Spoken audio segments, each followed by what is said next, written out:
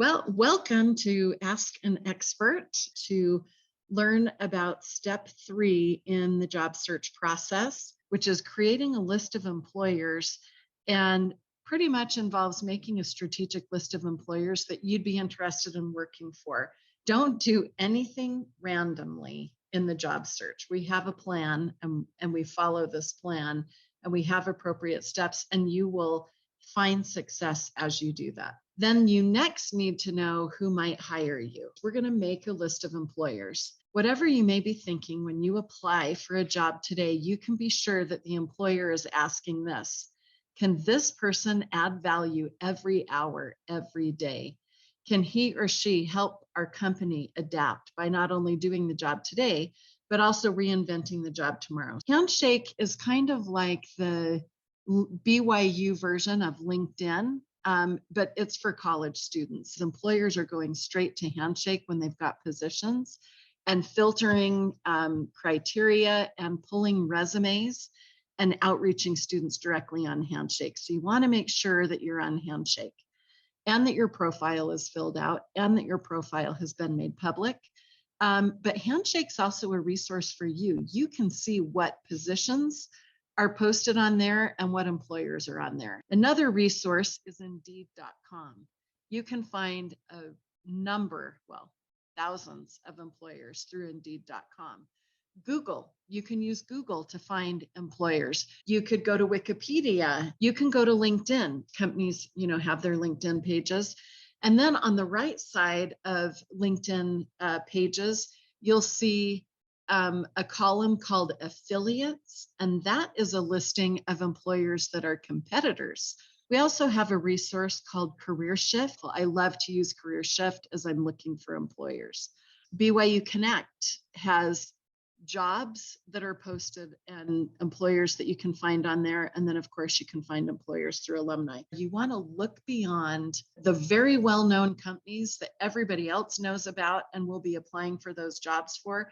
You want to look outside those few big ones and look for lesser known companies that probably have equally as great opportunity, but there's less competition because not everybody knows about them. This is how you start with your list. You're going to open a blank spreadsheet in Excel or on Google Sheets, and you're going to do 4 columns.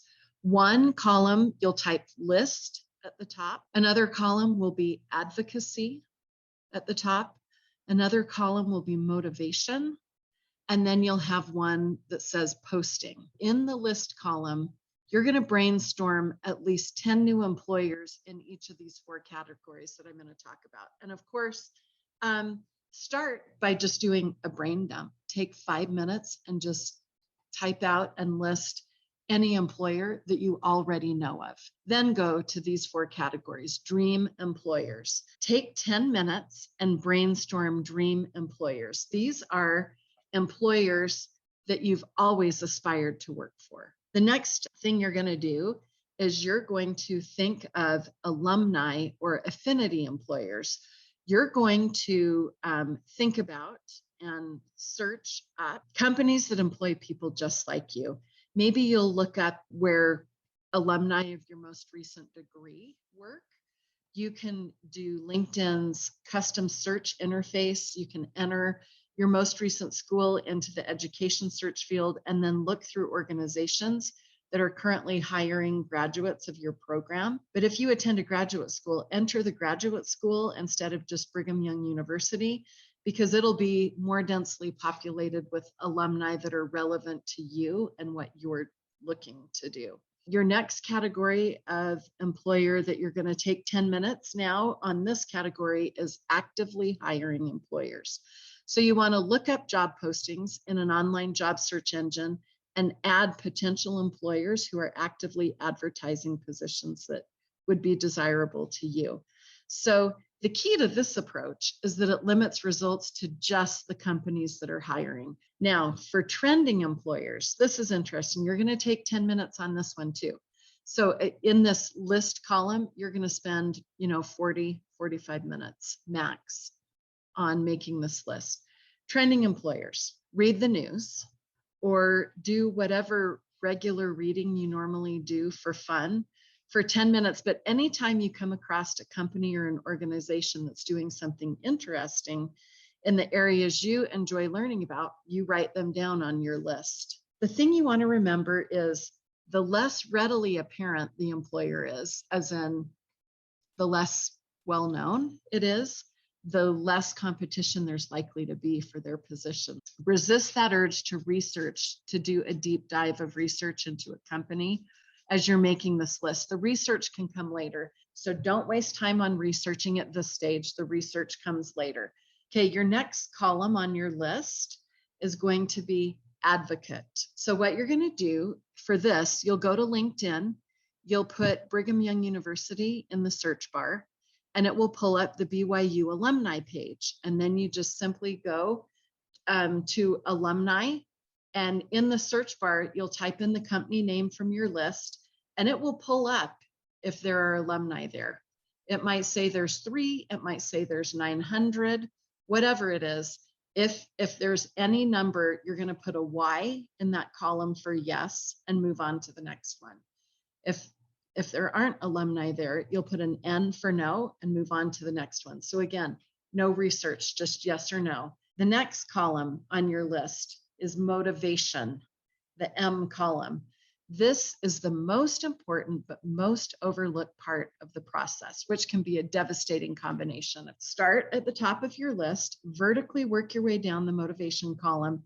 You're going to rate your level of interest in pursuing each company on a scale of 0 to 3. Your favorite employers, you're going to give them a 3. Your middle tier employers, you're going to give them a 2. Lower tier choices are a 1, and employers that you don't know enough about to even have any idea if you're interested in them or not, you give them a 0. No research. It should take 5 minutes. Okay, then your last column is P for postings. You're going to use a job search engine like Indeed.com. Rate the relevance of the postings that you find. If it is a job that's your degree, the direction you want to go, right for you, it's a 3. If they have any job posted, then you give it a 2. And if they don't have job postings, you put a 1 down. This should only take 15 minutes to give these companies a 3, 2, or a 1 on a list of 40. To do that, you've got to resist the urge to click through on any job posting. You've now got all of your columns done. You've got your list of at least 40 companies. Now we're going to sort the list to get this targeted, prioritized list of employers that you can utilize in your job search. You're going to highlight the L, A, M, and P columns. Leave the row numbers out. Then you're going to select sort, which is found in the drop-down under data or tools.